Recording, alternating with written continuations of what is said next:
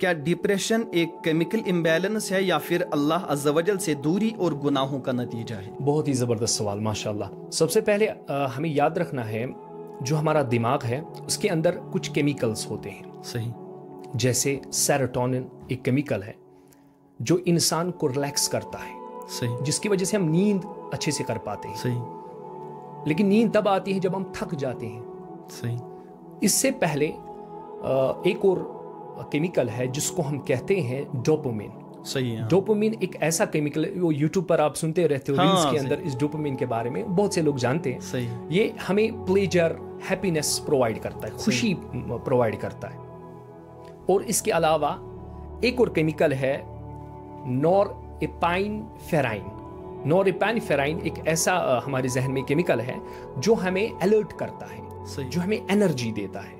اس کو آپ ایسے بھی سمجھ سکتے ہیں کہ انسان کے اندر ان تینوں کیمیکل کا متوازن ہونا یہ لازمی ہے۔ ان تین چیزوں کا متوازن ہونا بہت لازمی ہے۔ اگر ان میں سے کوئی بھی زیادہ یا کم ہو جائے تو انسان کی ذہنی توازن بگڑ جاتا ہے، کیونکہ جو یہ کیمیا کے اندر، ذہنی کیمیا کے اندر عدمی توازن پیدا ہو جاتا ہے، اس سے انسان کی پھر ساری چیزیں خراب درہم برہم رہ کر ہو جاتی ہیں۔ اس کی بہت ساری ریزنز بھی ہیں یہ کیوں بگڑ جاتی ہیں۔ اگر کوئی بندہ کنٹینیوس ڈوپامین والی کام کرتا ہے، وہ چیزیں جو اس کو پلیجر دیتی ہیں، پھر کیا ہوگا، اس کا جو برین ہے، اس کی جو باڈی ہے، وہ کنٹینیو پھر ڈوپامین ہی ریلیز کرے گی۔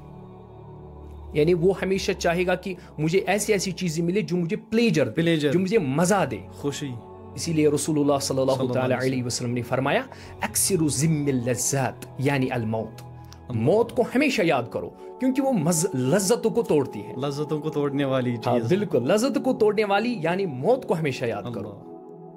اب دوسری چیز جو ہے، اگر اب کوئی شخص اب ڈوپامین والی کام کرتا ہے بہت زیادہ، وہ اس ایکٹیویٹیز میں مبتلا ہے، چاہے پازیٹیو بھی ہے اس کے اندر اور بہت ساری نیگیٹو چیزیں بھی ہیں، لیکن سوشل میں زیادہ تر نیگیٹو ہی ٹرینڈنگ وہ چیزیں چلتی ہیں۔ بالکل، جیسے ایک بندہ کنٹینیوسلی فون چلا رہا ہے، صحیح، اس کے ذہن سے بہت زیادہ ڈوپامین ریلیز ہو رہا ہے۔ اب اگر وہ کوئی اور کام کرے تو وہاں سے اس کو ڈوپامین نہیں مل رہا ہے، اٹ مینز وہ اس کی طرف متاثر نہیں ہوگا، وہ ان چیزوں میں انوالو نہیں ہوگا، اس کی وجہ سے وہ پھر سوشلی بھی کمزور ہوگا، فزیکلی بھی کمزور ہوگا، مینٹلی بھی کمزور ہوگا۔ یہ ایک وجہ ہے۔ صحیح۔